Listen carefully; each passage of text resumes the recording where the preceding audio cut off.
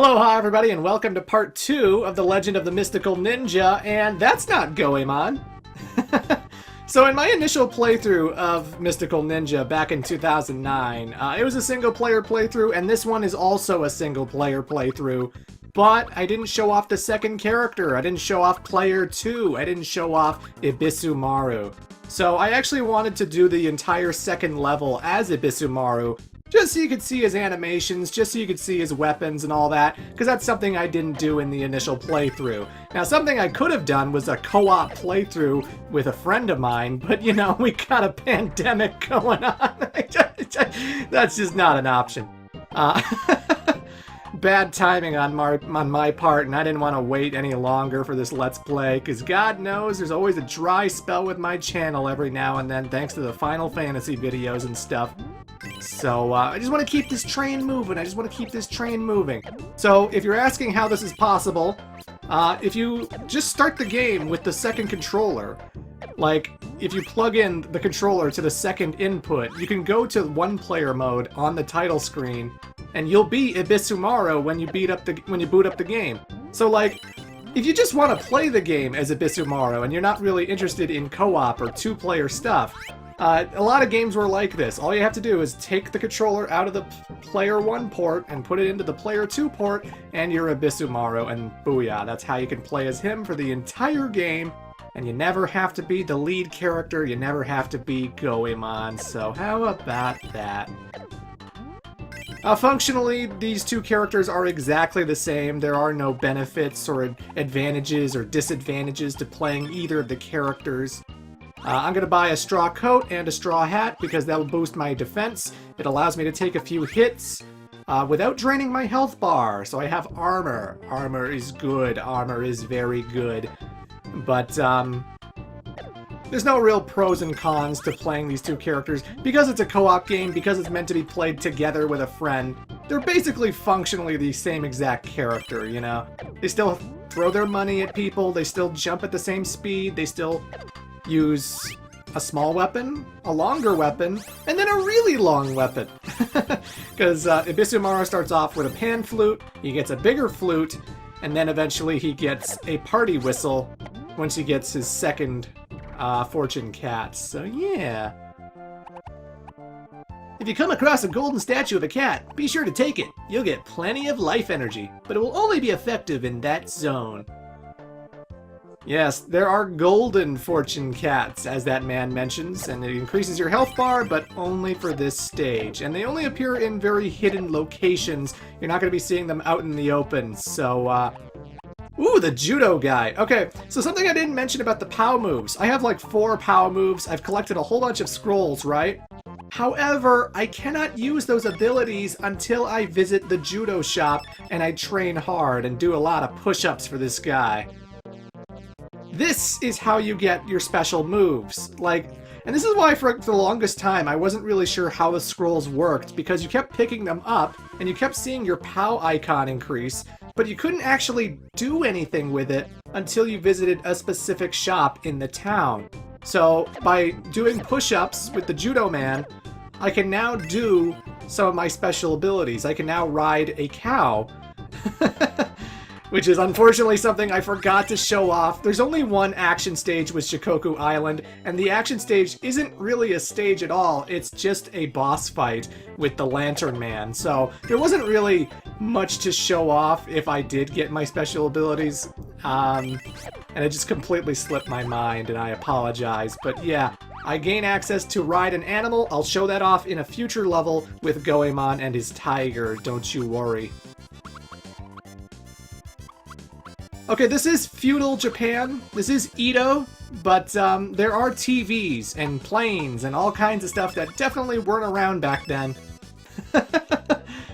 So at this shop, you can play a minigame of Break Down the Wall. Mr. Gorbachev, tear down this wall. So when the minigame begins, you can select a whole bunch of different benefits. I chose laser because it allows me to shoot a whole bunch of lasers that help destroy the walls a lot quicker. And you'd probably best save them for the silver ones at the very back, but Either way, it's pretty simple. It's just the ball comes back. You're playing a game of Pong, really. The ball comes back, you bounce it back into the top, try and destroy all the pieces, all the blocks that are up there, and boom, that's the mini game. Booyah! Oh, I'll be back, anime girl. I don't know what species you're supposed to be with those weird horns, but I'll be back, anime girl. There was a second game I could play, but unfortunately I need to play it in co-op. I can't play it by myself, and that was hockey. And specifically, it's really air hockey, because it's not like you have a whole bunch of teammates that you pass a puck to or anything.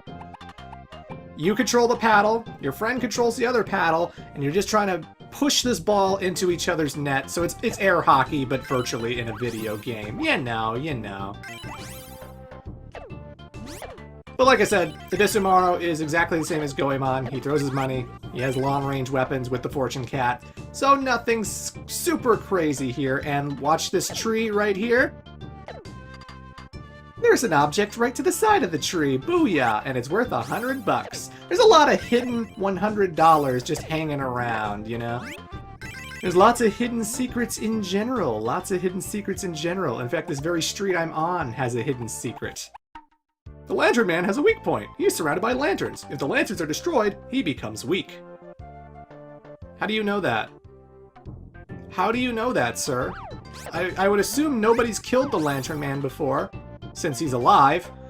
And I don't know of any resurrection zombie spells, so how do you know that? Either way. Here's the sauna. You can come here to restore your health. Oh god. Poor Ebsiumaru. Well, then again, I don't know if it was him who farted or if it was the guy next to him. I assume it was the guy next to him just because of his shocked face, like, oh!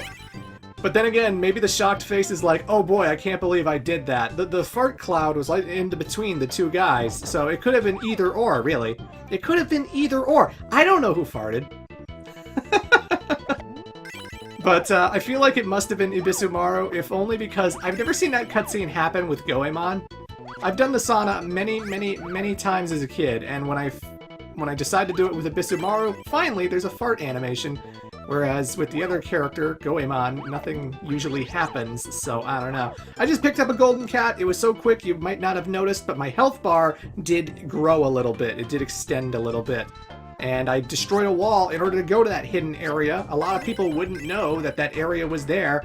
Sometimes it's a good idea to just smack the background elements because you never know when you might burst something open and boom, hidden pathway. Now this isn't a travel agency, this is the diary lady. Oh god, look at this password. You remember when video games back then had like these obnoxiously long passwords that just went on way too long? Well, that's a password for you, in case you want to carry on from where I am specifically. With my 3 lives, with Ebsiumaru, with my pizza, and my straw hat, and my straw armor, and my sandals, and all that stuff. That's what the password is keeping account of, you know.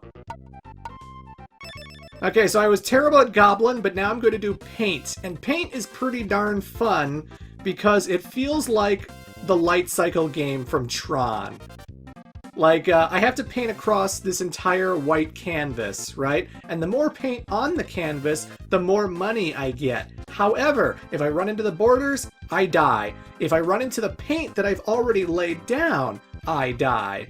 And so the game is, I want to see how far I can go without running into my other stuff or running into... Okay, that was shameful. That was shameful. I only got $87 for that. So technically, I made a $7 profit because it costs $80 to participate in the minigame. So that was terrible. I had to go back in and redo it because that was just... Oh, that was just pathetic. But, yeah, you run into the walls, you run into the boxes, you run into your own paint, game over. But the more paint you get, the more money you get.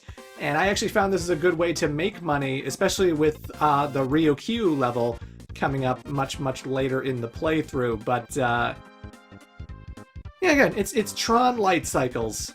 Oh, and the fun thing about co-op if you are playing this with a friend, is that every one of these mini games can be played with your friend at the exact same time. So in Paint, you and your friend are both painting at the exact same time, and the person who paints the most actually gets a multiplier bonus. Like, if I manage to paint more than my friend, my bonus, whatever the score is, whatever the money payout is, will be ×2, and I will get more money than my friend. So there is a competitive aspect to it. It does play like Tron, where like I want to cut off my friend and make sure they don't paint as much as I do, and I can box them in and trap them because, you know, they can't run into my paint, I can't run into their paint. So it really is like Tron, and it's just kind of interesting playing these things competitively. It's very interesting playing these things competitively, but here we have a lottery shop. You pick 3 things. You pick... Actually, I think you pick 2 things, really. But you pick the animal, so I picked the tiger. Pick the set, A, B, C, or D. And then we just find out if it worked. Third prize you always get, no matter what. You always get $50 back regardless. What about second prize? No, that was a D. Okay, first prize, $1,000. That's a huge payout. No. I got the tiger, but I didn't get set A. If I had chosen set C, I would be $1,000 richer. Good lord. So that's lottery. If you're feeling lucky, there's a good chance you could get $1,000 for participating in that one, but don't hold your breath, kids. Don't hold your breath. Anywho, why are we on Shikoku Island? Because we're looking for Koban, the cat boss. And apparently, he was sighted here. But these weird dancers are doing their thing.